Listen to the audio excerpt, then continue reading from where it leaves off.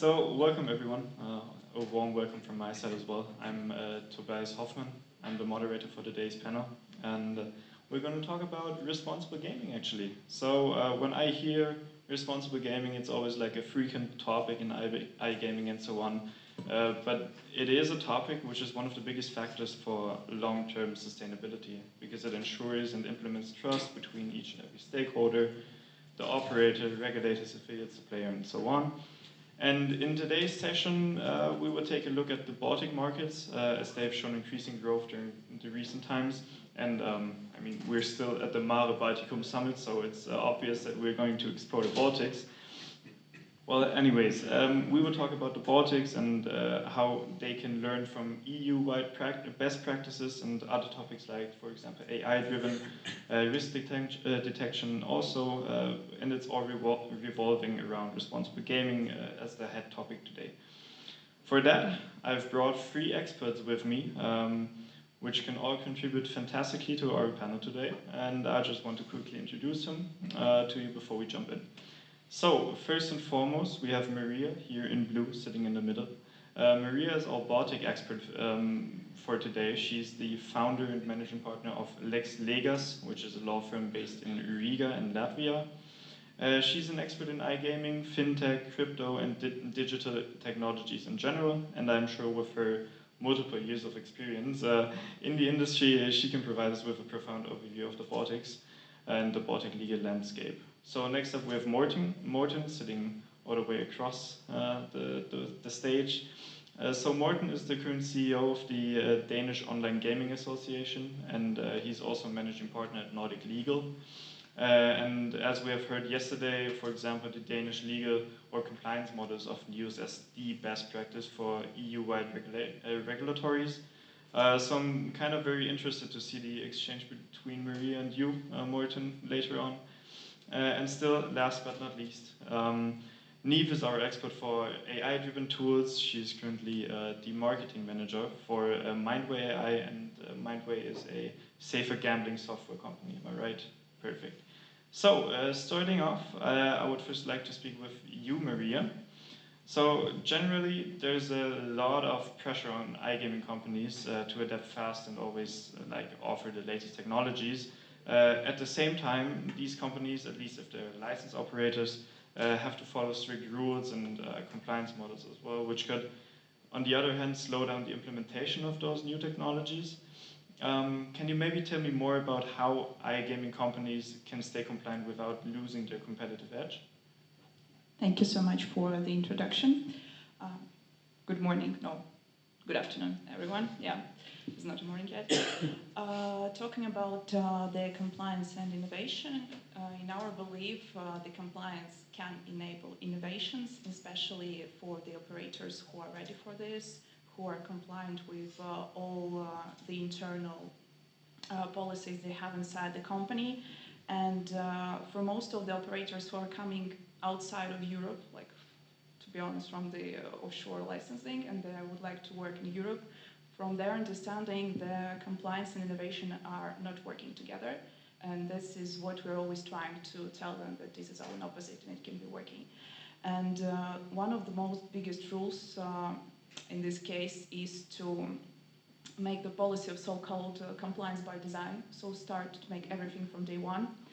And to make it in the day one as one team already, so not starting to just discussing it between the owners of the business, the CEO, the marketing team, of course, because they're the first one who would like to make all the innovations, and the technical department, of course. And actually, as we see it very often, legal and compliance department are the last one who were informed about this.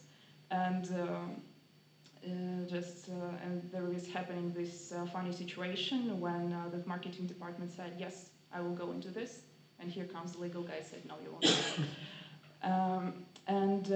Because of this, because the compliance and legal department has less time to prepare, less time to search for the cases which can be happening, it calls to the later actions, because the situation happens anyway.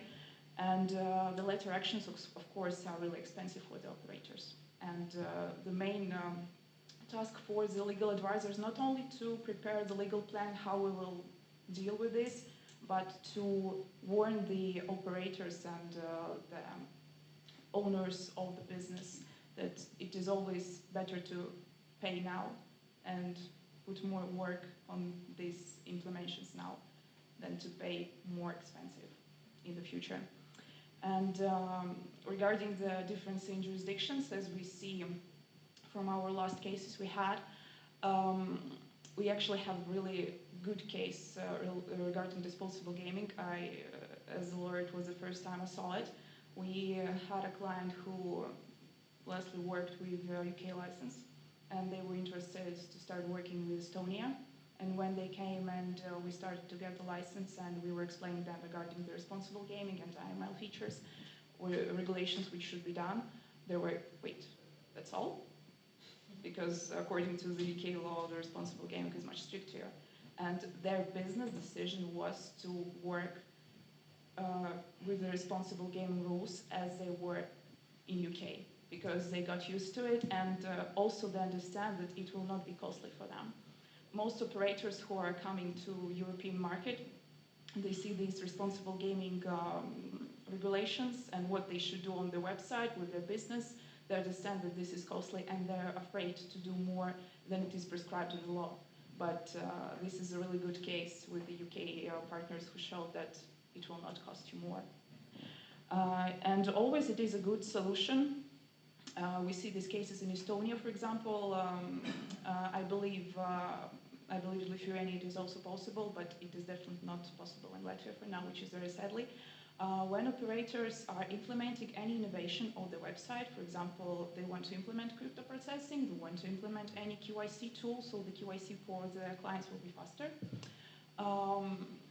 They can test this feature in so-called like sandbox or test program with the regulator, so the regulator will be the first one to see this and to check if there will be something to change for the operator so he will not have any problems. And it costs nothing.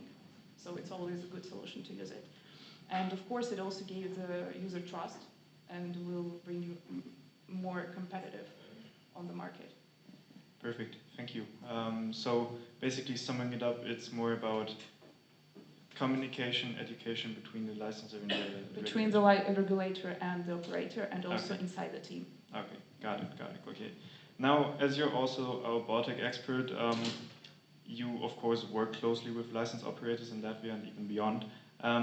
Maybe could you give us an overview of what the most common compliance blind spots or rather issues are when it comes to responsible gaming, maybe especially for startups or new operators entering the market? The biggest blind spot we see at the start, and especially again for the most cases we have, is these are the operators who are coming from the less stricter jurisdictions. And when we presented them the list of documents and what work we should do as legal advisors to get the license, they see IML policy, responsible gaming, like, okay, you will do this. We're coming back to this and say no, because this is what we should explain to them, because this is not what we need to do only in documentation. This is what they also need to implement on their website, in their internal policy with the employees also. And the main problem is that all the operators at the startups, they start thinking that this is just a checkbox for them. They're not making really seriously everything what can happen there. And yes, this is actually also the problem from the regulated side, because some of the regulators also presented this as a checkbox and do not explain to the operators properly what it can take if they will not do this properly and will not control this.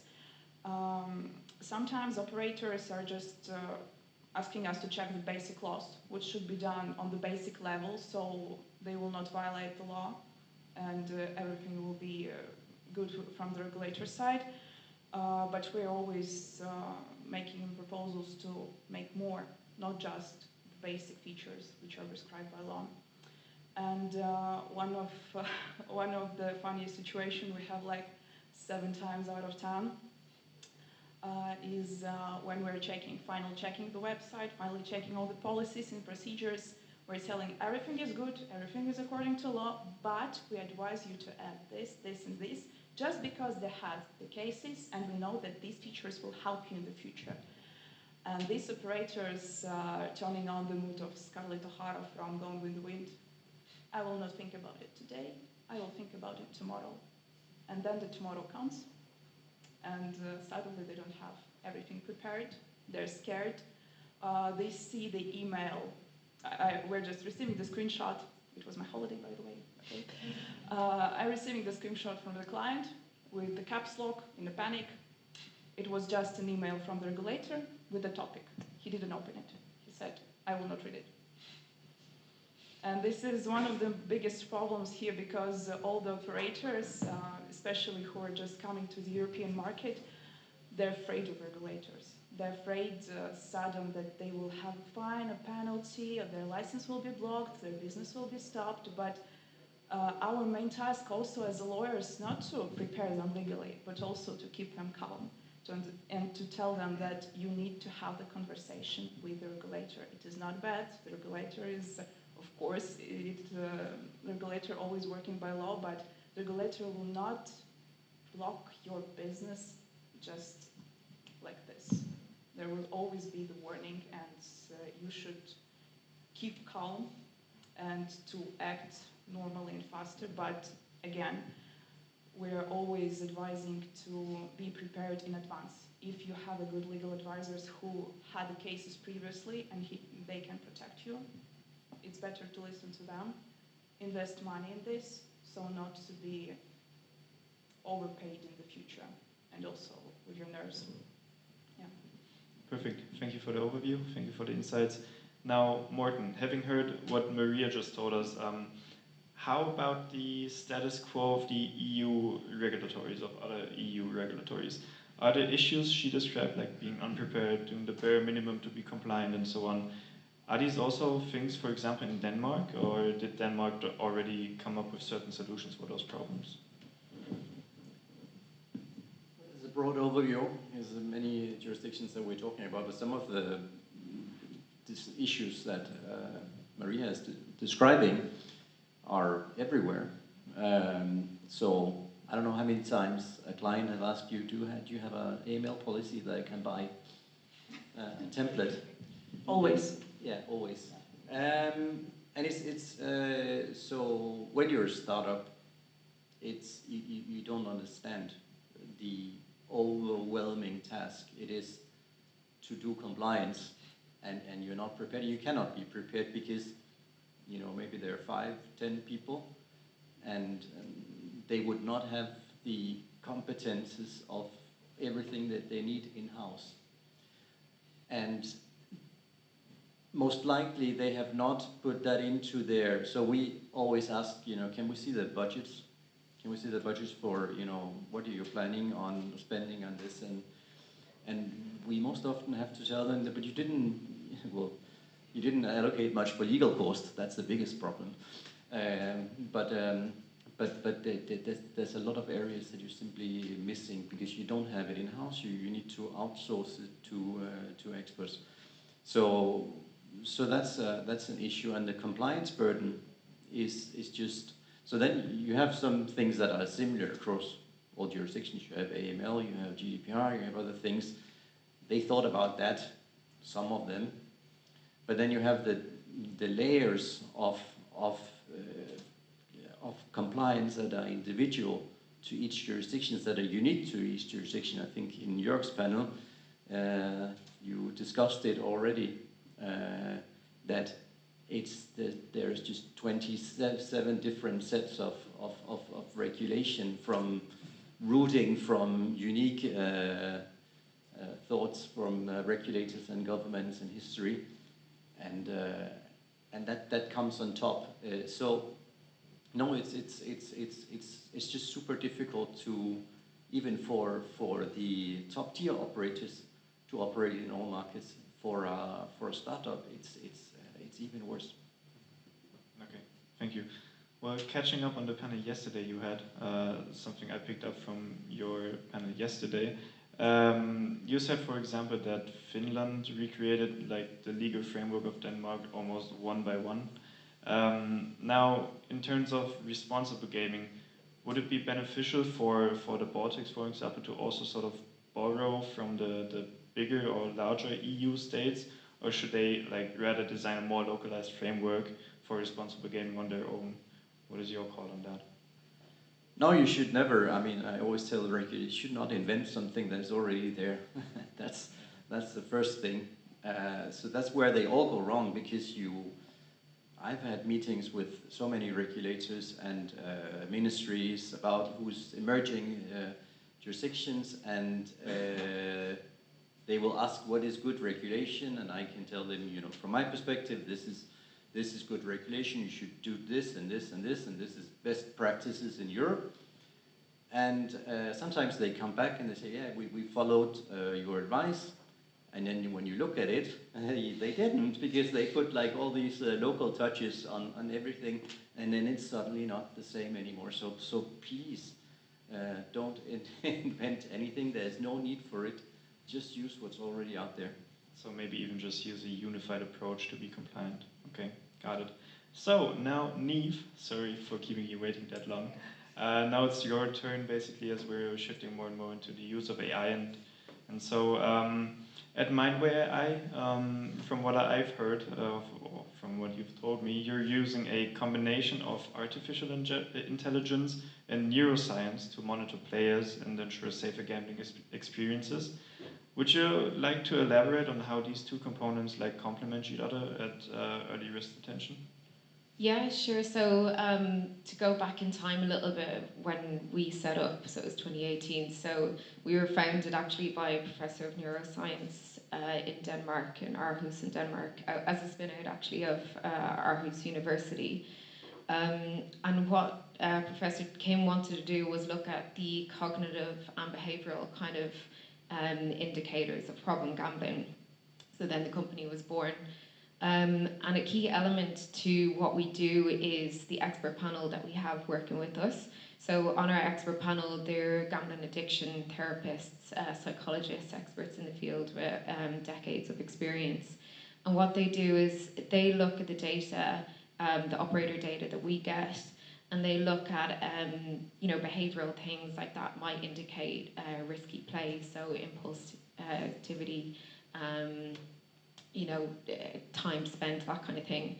And then that is kind of fed into markers that we have. It's quite a visual tool. It's called Game Scanner. And basically it can indicate different patterns of play. So whether someone, for example, is playing in the middle of the night, or if they're chasing losses, or if they're using different payment methods, that kind of thing. So we can see it escalate over a period of time. And then it means then the operators can use this information to intervene, but also intervene in real time, but also in a more personalized way. So it means that they can not only see the profile of the player, but they can see how their player is interacting. To dig a little bit deeper as well, we can also do it in different verticals, because obviously there's different nuances there.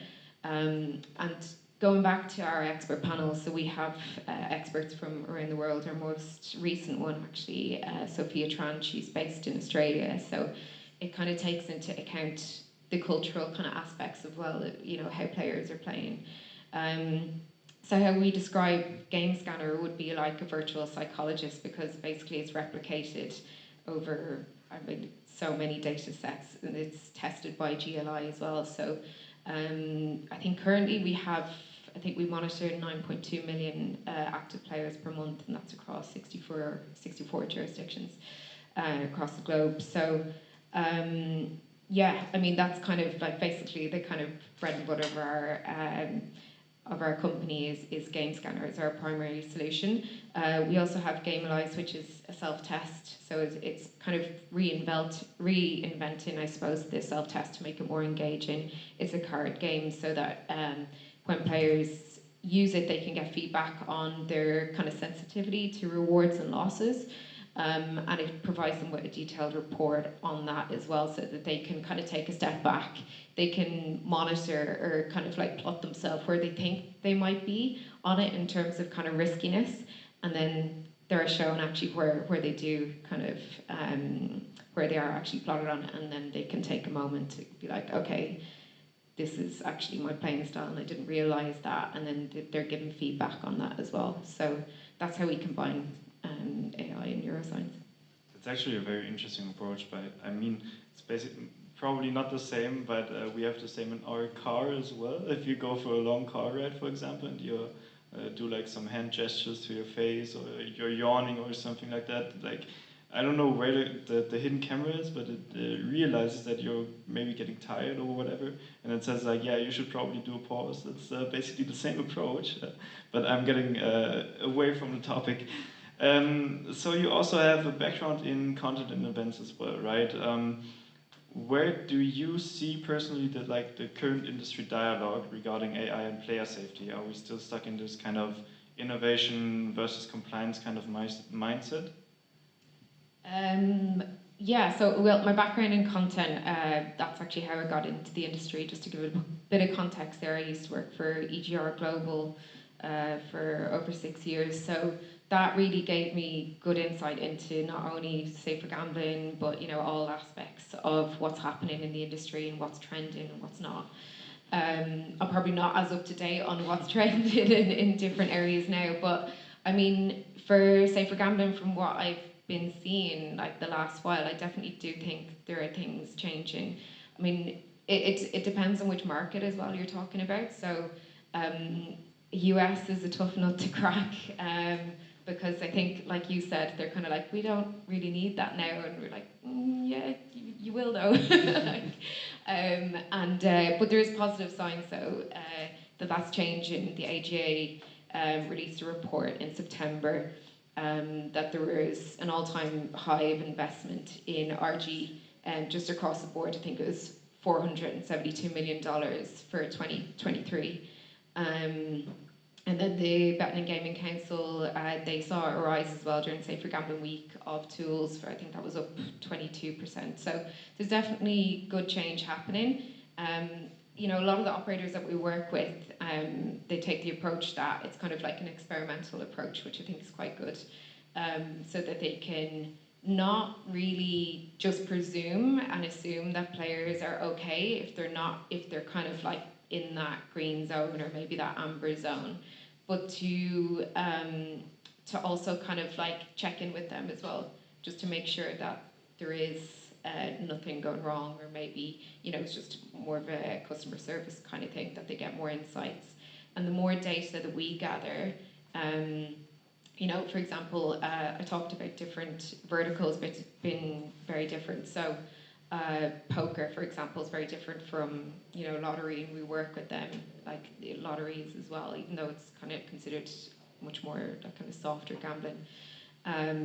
We do feedback loops and feedback sessions with our expert panel and with our operators as well, so that, for example, with poker, the behaviour is different because it's a game of skill, it's a longer kind of duration.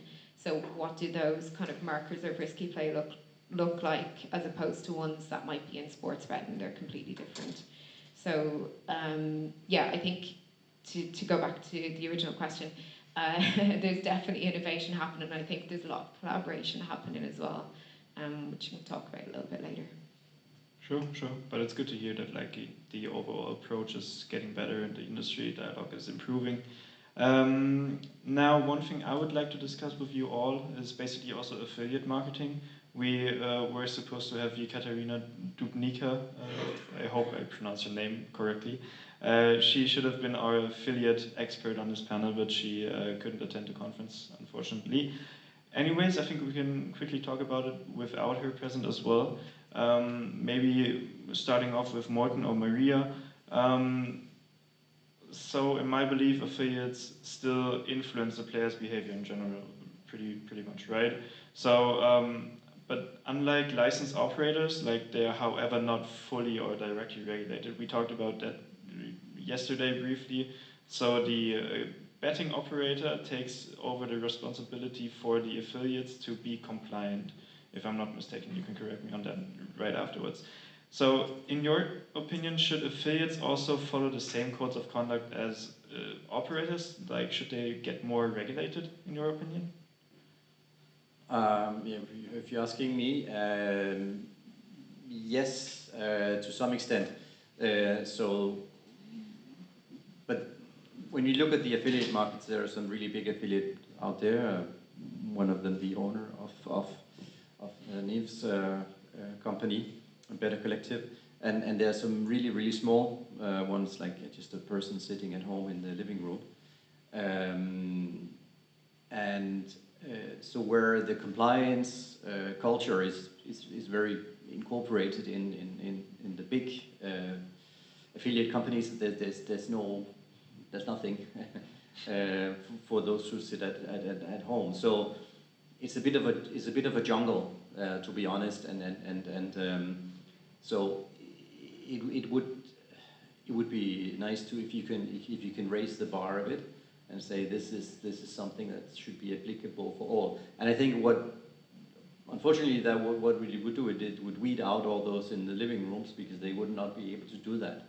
So it would leave the bigger affiliates back in the market. But I think it's probably necessary, because you see a lot at the moment of pushback in my country, because there's like this starting to be a mix of influencers, casino streamers, and affiliates, and some of them have had some really bad messages to young people, and suddenly you see from the regulatory side, from political side, is that maybe we should ban affiliates, and that's not where it's supposed to go, but maybe that's where you see a need for regulation, also to protect those who are doing a good job. But if affiliates would need to be more regulated, like, who would enforce those rules? Because if I'm talking from a regulator standpoint, I would say like, oh, this is like too costly, too capacity filling. Maria, do you have any thoughts regarding the whole topic as well? Yes, regarding your question about the regulator, in my thoughts, it really will be problematic to force affiliates to get any licenses or any registrations, etc. Because from one side it is really costly, from the other side affiliates always will find their way to get a profit, even if it will not be in regulated market. And so in the end, if this will be happening, in European market will be only the big affiliates, like for example like Construct, and the smaller affiliates will be afraid to go in this market. But yes, from my perspective, also as we see with the Baltic clients, affiliates, first of all, it is the first impression of the brand. And it is always important for the operator to understand with which affiliate it is working. And most of the operators, they do not know the background of the affiliate. So it is really hard also like for us as legals to check if the affiliate is working with the gray market and what exact tools he's using for the marketing. And the only problem for the operators for now is they need to protect themselves, because in the end of the day, for all of the affiliated actions, the operator will be responsible if his brand was related to this violation. And the only thing how the operators can protect themselves right now is the really strong agreement, the open relations with the affiliates. And yes, for my side, I believe that the regulators will have a really hard task to find out how to control the affiliates. From our side, like as we know, probably this might be a solution. All the regulators in different countries, they have their list of the restricted websites, not illegal casinos, for example.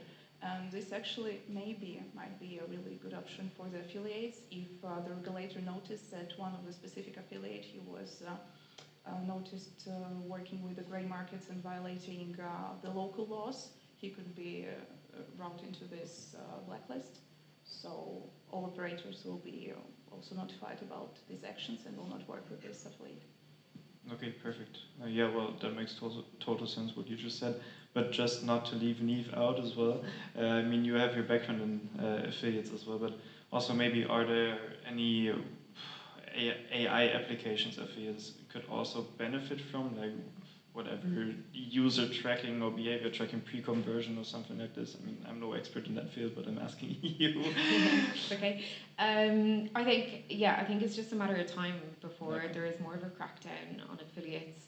And like you said, Morten, like I'm seeing even from my own, personal social media accounts, like betting influencers come on, and I don't think that will kind of last too long. But I think affiliates are definitely making moves to be more proactive in the RG space.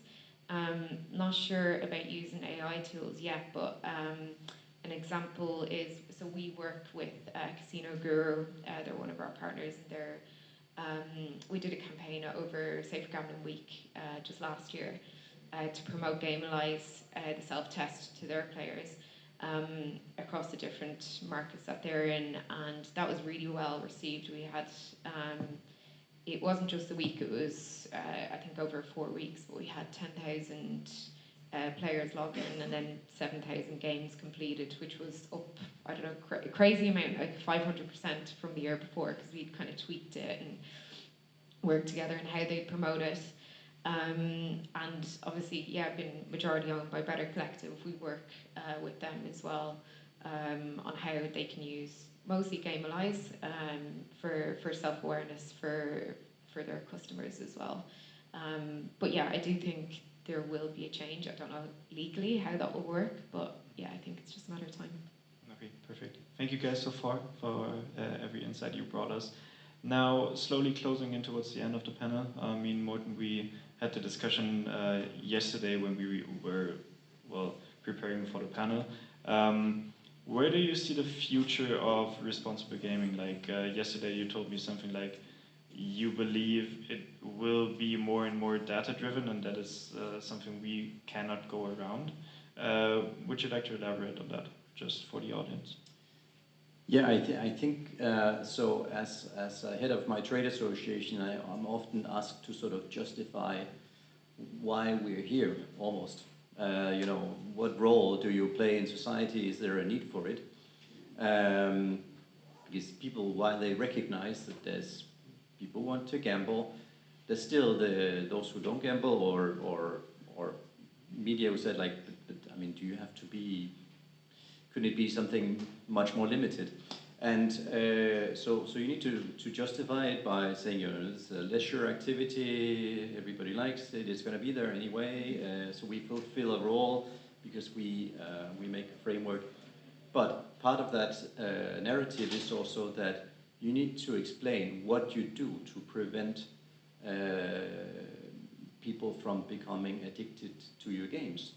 Because you don't have a place in a modern society if you cannot offer a sustainable business, and it will be eventually cut down, as like the tobacco industry is. It's very difficult to argue that it's really a sustainable business. I think we are, and we have things in place which are different from 5-10 years back. And Niamh has just explained this excellent tool that analyzes the data of the players. There are other good outfits out there who are doing the same. And in my opinion, that's the only way you can go to continue to justify your existence. And it's also the main difference, actually, in player protection between the regulated market and the unregulated market and consumer protection. But we need to go further because it's excellent that Mindway can analyze the data, but then the player might be playing with 5 different operators. So there needs to be some sort of data sharing allowed between the operators, so you can get a holistic view of what the player has of issues, and that can only be between sort of a collaboration between the operators and the regulators, and that's something where the regulators also need to step up, I think. Well, it sounds promising. So from what I've heard, Mindway is the future of responsible gaming. It's still a long way to get there. Any additional thoughts from your side? Both of you, maybe. About the future of the responsible gaming. Yeah. Surely from my side, I believe that responsible gaming will have a really good future in case that then all the regulators, like for now I'm going from the Baltic side, of course, if all the regulators will have at least one specific scheme how the operator should work with the responsible gaming, and first of all, not to be afraid of it. So all the messages to the operator should be not like it is right now. For example, in Latvia, if you will not do this, we will fine you. So because of this, operators are doing this just not to be fined and not to violate the law. They're not thinking about protecting the players. So I believe that regulators, and especially very strict regulators, should a little bit change the side that they're going to right now, and to show the operators that, okay, we're one team, you can work here, you have a license, don't be afraid of us, be in the communication, and let's make this just for the players to be safer and also to be more compatible on the market. Yeah. So the operators should see it more as an advantage, not as a scare. Yeah, totally understood. Neve, any final thoughts, maybe? Yeah, I think we're focusing on doing more collaborations with regulators. So we've fed our inputs for the Finnish gambling law last year. We've also worked with the Ministry of Finance of Brazil for their new regulations, which came into effect obviously earlier this year, and the Hellenic Gaming Commission in Greece. So we'll work with them. They have GameAlyze on their official website as well. So I think definitely working with the regulators is really important. We also have a lot of other industry partnerships. Some we can announce, some we can't. There's one in the US actually, Cambridge Behavioural Health, so we are going to be integrating our solutions with their telehealth services to expand the reach. We've also, with GameAlyze as well, we've also deployed that in the US with the National Council of Problem Gambling, and that was a first actually for a tool to be deployed across multiple states in the US. And then, different kind of training and education companies. So one to mention is Better Change and RG 24/7 that do training for RG. So that a lot of that is focused on positive play. So it's not just looking at the risky kind of section, but the players, the majority who are kind of in the safe zone and kind of reinforcing that good behaviour and sustainability as well. So the training that they do is basically for the industry and is by the industry as well. So it's bringing different perspectives together, which I think is really important, and hopefully you'll see more of that as well. Perfect. Thanks, guys. So I would like to use the last couple of minutes to open up the discussion of the panel as well. So if there are any questions from the audience, feel free to raise your hand, or don't be shy. Everyone's hungry. Well, if not, I can maybe go on with like a little summary of what you guys just said. So one closing remark, maybe from each of you. If you were to implement one initiative regarding responsible gaming tomorrow for the Baltics or in general, what would it be? Maybe starting off with Morten and then we come all the way around. Sorry if I caught you off guard. No, it's fine. Since I don't know the exact regulation, I want to point to something which I was originally quite against because it didn't seem to serve any purpose. The Danish regulator collected all the data from all transactions, and then they just used it to check whether the operators had paid their taxes. That was not very useful, but today they actually use it for checking things like match fixing.